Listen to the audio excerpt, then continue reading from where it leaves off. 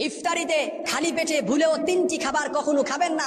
যদি খান তাহলে আপনার শরীরের জন্য মারাত্মক ক্ষতি হতে পারে। এটা আমার কথা নয়, আজকের মেডিকেল সায়েন্স প্রমাণ করেছে। সম্প্রতিকালে কয়েকটি গবেষণা পত্রিকায় রিপোর্টটা বের হয়েছে।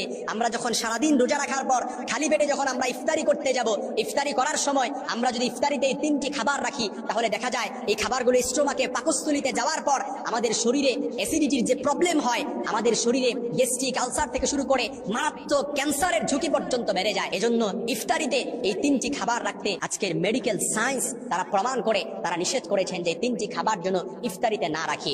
দেখেন শরীর যে আল্লাহ তাআলা দিয়েছেন, এই শরীর সম্পর্কেও কিন্তু কোরআনুল কারীমে আলোচনা করা হয়েছে। সূরাতুর রহমানের মধ্যে আল্লাহ তাআলা বলেছেন, ফাবিআইয়ি আলাই রাব্বিকুমা তুকাযযিবান, তোমরা আমার কোন কোন নিয়ামতকে অস্বীকার করবে। রব্বুল মাশরিকাইনি ওয়া রব্বুল মাগরিবাইন, ওহে আমার বান্দা, ওহে আমার গোলাম, তোমরা আমার কোন কোন নিয়ামতকে অস্বীকার করবে। এজন্য পাকস্থলীতে যে খাবারটা যাওয়ার পর আমাদের শরীরের জন্য মারাত্মক ক্ষতি হতে পারে, এর এক নাম্বার হচ্ছে সফট ড্রিঙ্কস। এই সফট ড্রিঙ্কস খাওয়ার পর আজকের মেডিকেল সায়েন্স বলছে এটা থেকেই কিন্তু আমাদের গ্যাস্ট্রিক থেকে আলসার পর্যন্ত হয়, এটার প্রবলেম থেকে। এজন্য সফট ড্রিঙ্কস অনেকাংশে আমাদের এটা পছন্দনীয় একটা ড্রিঙ্কস। আমরা অনেকাংশে এই ড্রিঙ্কস পান করতে আমরা স্বাচ্ছন্দ্য বোধ করি, আমরা আনন্দ বোধ মনে করি। এজন্য মনে রাখবেন, আপনার এমন কিছু খাবার যখন পাকস্থলীতে যায়, পাকস্থলীতে যখন পিত্তরস তৈরি করে দিয়েছেন এই খাবারটা পিউরিফাই করার জন্য, এই খাবারটা হজম করার জন্য, হজম শক্তিকে বাড়ানোর জন্য, তখন হজম শক্তি বাড়বে তো দূরের কথা, দেখা যায় রোগ প্রতিরোধ ক্ষমতা আরো কমে যায়। এজন্য সফট ড্রিঙ্কস কখনো রাখবেন না। দুই নাম্বার হচ্ছে খালি পেটে কখনো গরম দুধ খাবেন না। শুধু গরম দুধ নয়, খালি পেটে কোনো গরম খাবারই খাওয়া যাবে না। কেননা